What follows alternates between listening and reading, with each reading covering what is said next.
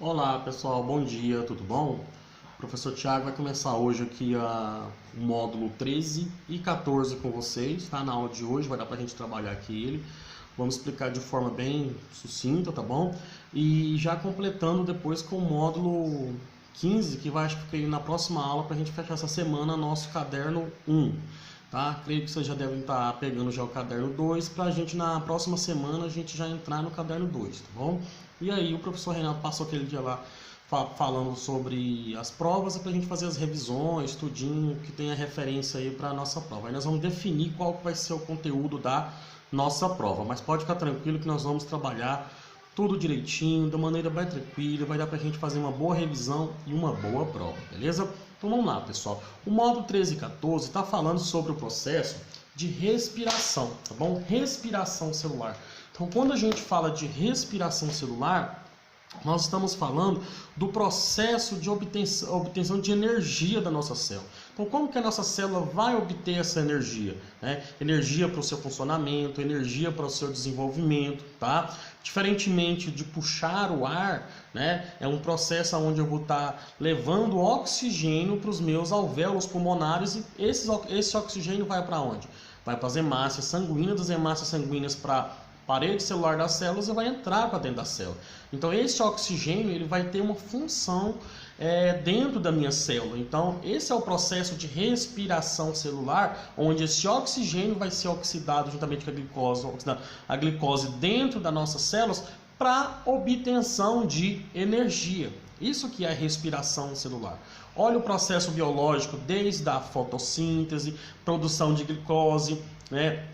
Aí ela vai utilizar depois essa glicose na reserva, nós vamos consumir essa glicose e vamos quebrar ela dentro das nossas células e obter através disso energia. Que tipo de energia? Energia elétrica, elétrons, né? Energia de elétrons, vamos captar esse tipo de energia para dentro da gente, beleza? Vamos seguir então aí.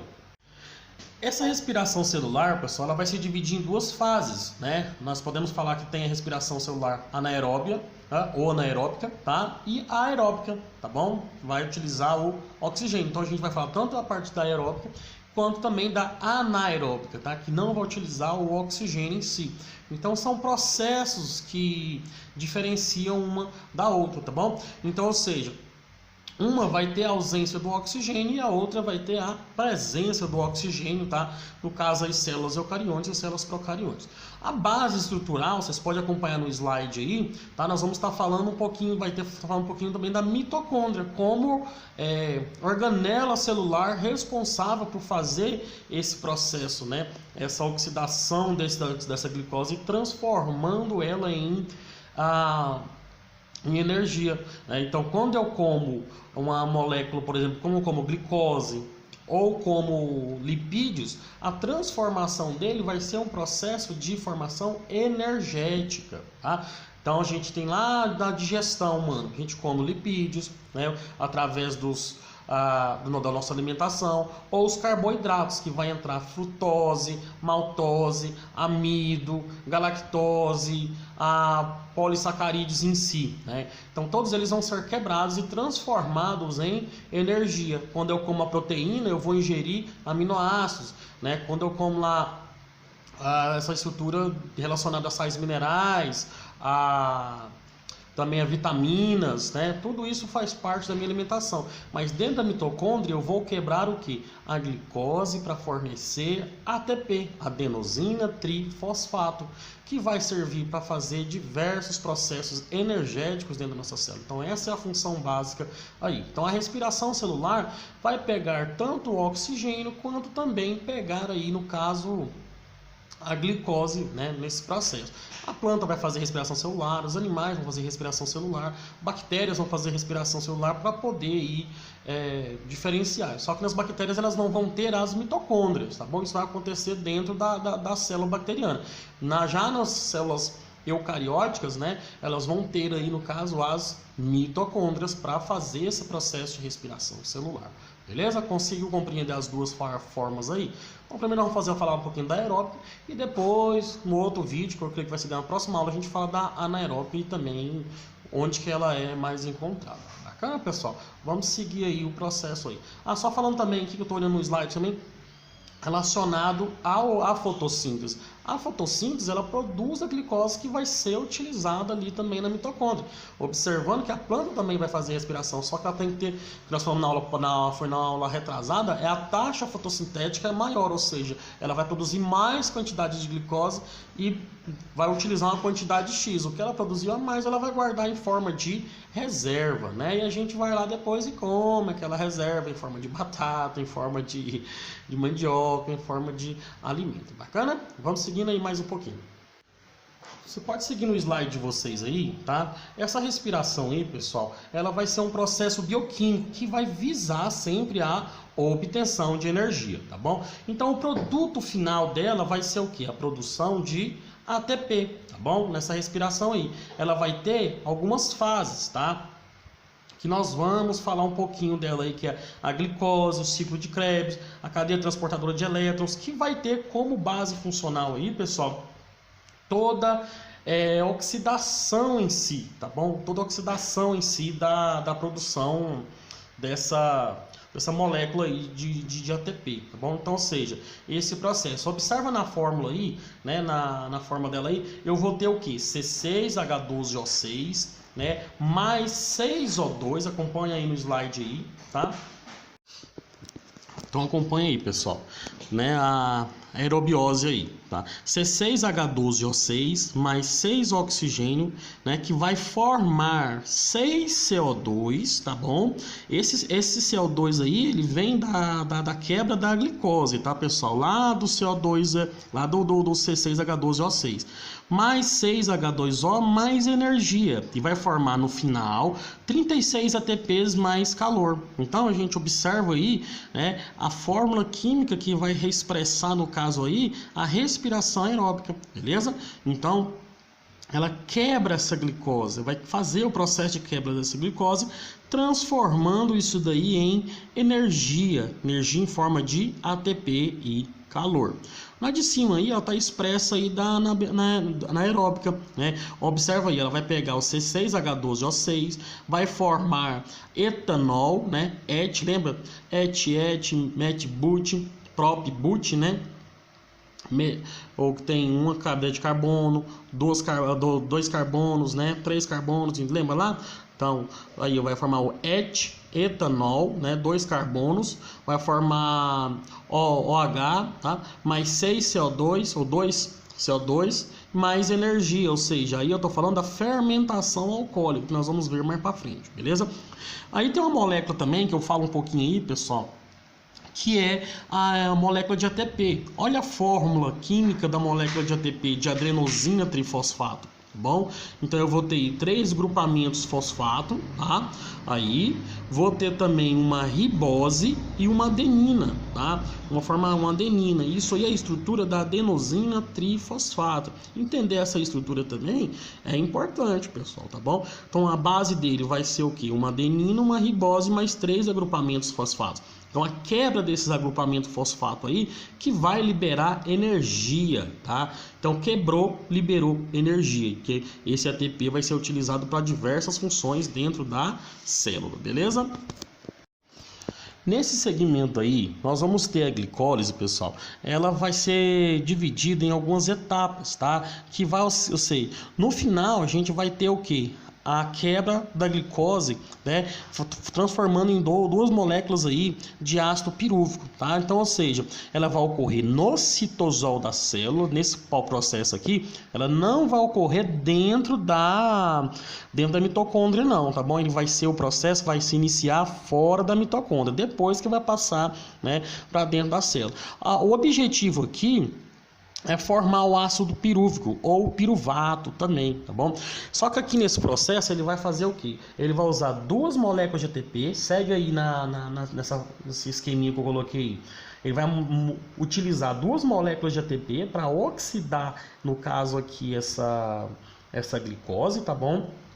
que vai fornecer essa energia para que ela possa funcionar, para que ela possa trabalhar, para fazer o processo da glicose.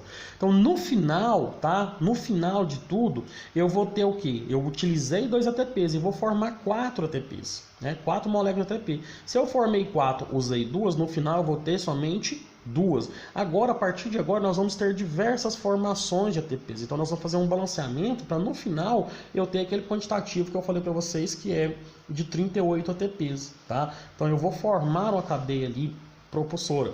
Então, eu vou formar o que aqui, pessoal? Eu vou formar 4 ATPs, sendo que 2 vai ser utilizado para iniciar o processo. Então, no final, esse saldo, né?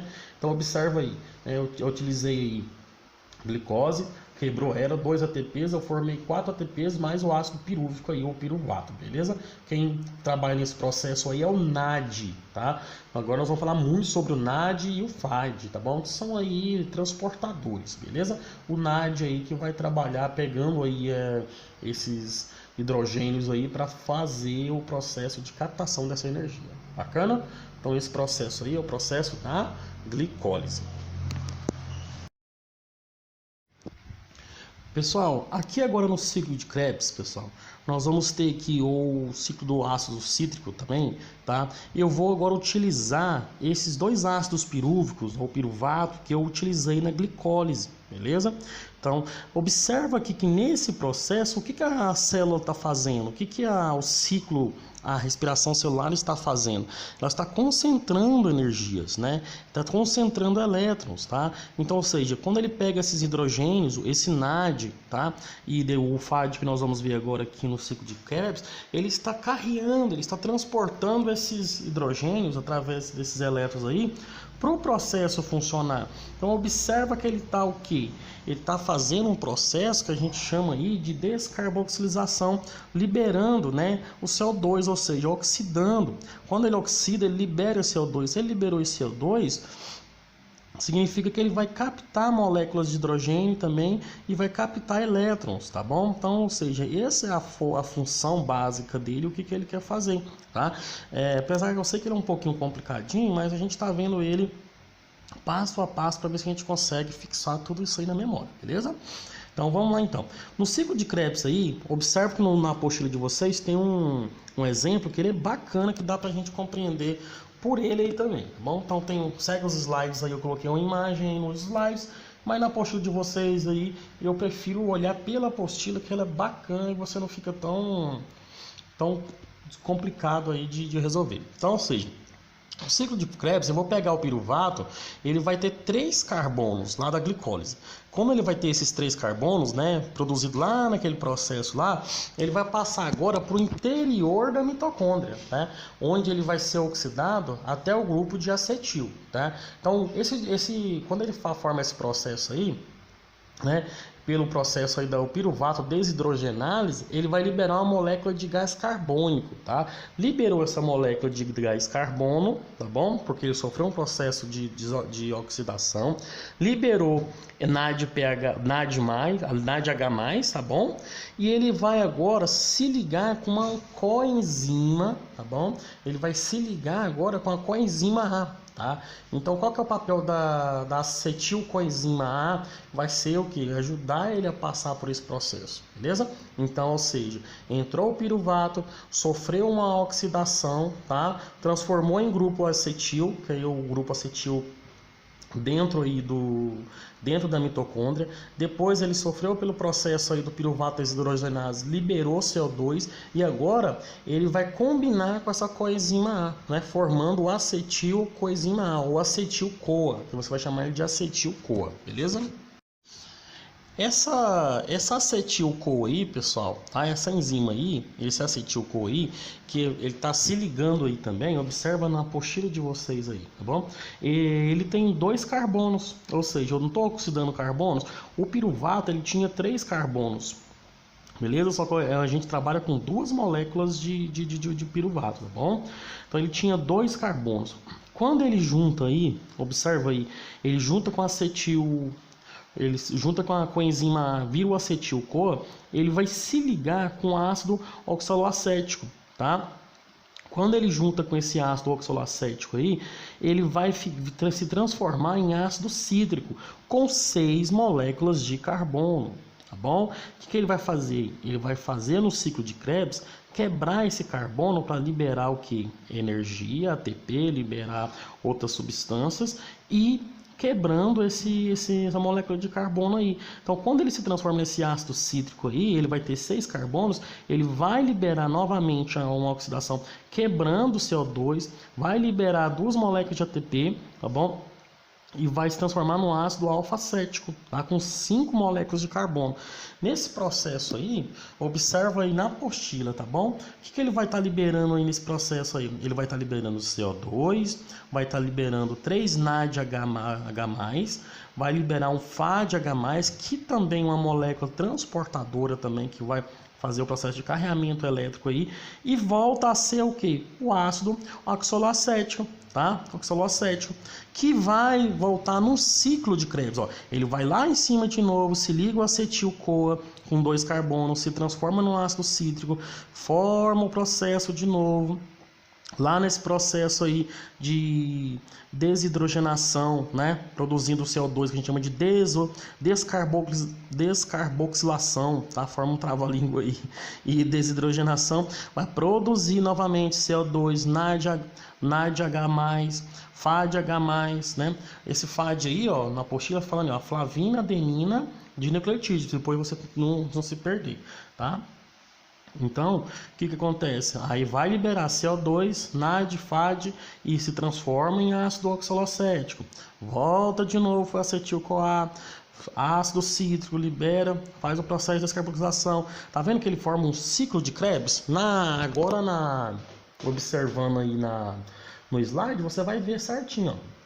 O ciclo, né? Ele é repetitivo. Ó, ácido CoA, ácido cítrico, NADH+, captou elétrons ali, FAD, né? Então, ou seja, tá vendo que ele vai sempre se tornando aí um ciclo, que a gente chama ele de ciclo de Krebs, beleza? Não acabou ainda porque ele tem outros processos ainda, pessoal, beleza? Ele tem outro processo. Qual o local que vai acontecer o ciclo de Krebs, né? Na matriz da mitocôndria, tá bom? Então, ou seja, ele vai ser na matriz da mitocôndria, naquela região de dentro da organela mitocondrial. Bacana, pessoal? Eu sei que é um pouquinho complicado, mas eu tomara que a gente possa conseguir aí entender esse processo e carregar junto com vocês. Bacana? Vamos seguindo aí. Pessoal, esse próximo processo aqui, vai ser a cadeia transportadora de elétrons, tá? Então, ou seja, ou também pode ser chamada também de fosforilação oxidativa, tá bom? Também eu posso fazer essa referência por esse nome também, tá? Ou a fosforilação oxidativa, cadeia respiratória, tá bom? Nesse processo aqui, ele vai ocorrer na crista mitocondrial, tá bom? Bem na crista mitocondrial. Observa a mitocôndria, né? Então ela tem as membranas internas, membrana dela que fica dentro da célula, né? Então, ou seja, eu vou ter ali na crista mitocondrial, onde vai liberar essas energias que elas carregaram, que o NAD, que o FAD, tá? Lembra lá do NADH+, né? O FADH+, tá? E os hidrogênios que foram juntados, que foram carregados ali durante esse processo. Agora ela vai para essa cadeia respiratória. Então esses elétrons aí, tá? Eles vão se organizando aí para transitar por essa cadeia, né, transportadora de elétrons. Olha o nome, ela vai transportar esses elétrons por ali, tá bom? Então ela vai seguir, pessoal, um caminho, tá? Pela apostila de vocês é bacana também da gente compreender. Olha pela apostila, se não quiser pode olhar aqui pelo slide que eu montei para vocês aí também, tá bom? Então, eu vou ter o que? O espaço entre a membrana interna e externa, ela vai acontecer na membrana interna da mitocôndria, tá? Então, observa que ela vai ter os complexos, tá? Esse complexo aí vai ser o complexo que vai transitar, quando os elétrons vão pular, até ele chegar aí, ó, na ATP sintase. Na ATP sintase, tá? É onde vai sintetizar a molécula de ATP.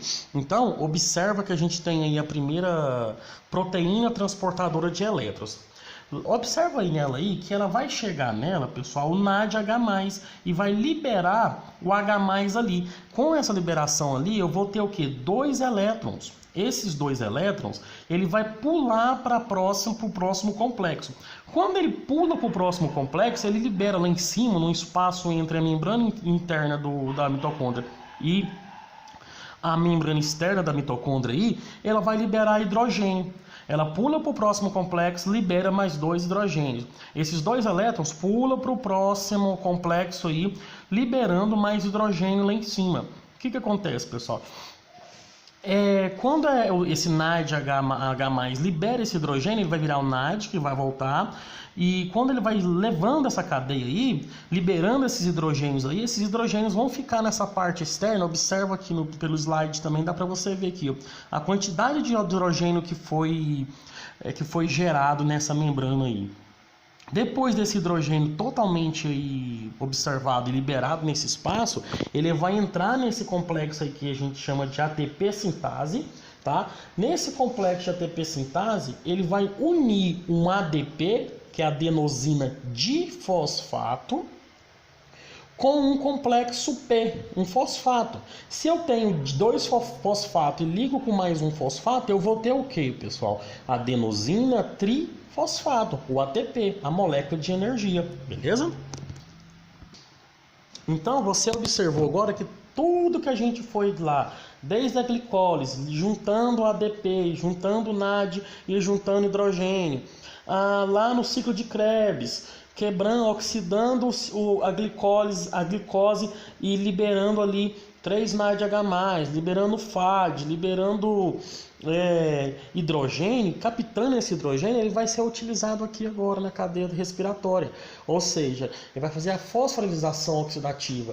Nesse processo aí, ele vai liberar esses hidrogênios que vai entrar dentro desse complexo de ATP sintase aí e vai produzir o ADP mais P, que forma o ATP. Esse ATP vai sair dali e vai ser utilizado aonde ele deve ser utilizado, aonde ele for requisitado, beleza? Eu vou colocar agora aí, pessoal, duas animações. Eu não vou colocar no vídeo não, porque senão pesa e demora a carregar. Eu vou colocar no grupo do WhatsApp esses vídeos, que são animações de todo esse processo. Tá? Então, assim, para você visualizar completo, para você fechar a carga de conhecimento, visualiza esse material que você vai conseguir compreender ele. A nível de escola, tá bacana para a gente aprender isso daí. Se você for fazer faculdade, por exemplo, quiser fazer um curso medicina, por exemplo, um curso assim mais pesado, você vai precisar aprofundar mais nisso aí. Só que não é o caso nosso agora, tá bom? O nosso caso é aprender o complexo, aprender a estruturar ele. Agora você vai observar na animação e você vai entender completinho, beleza? Segue aí.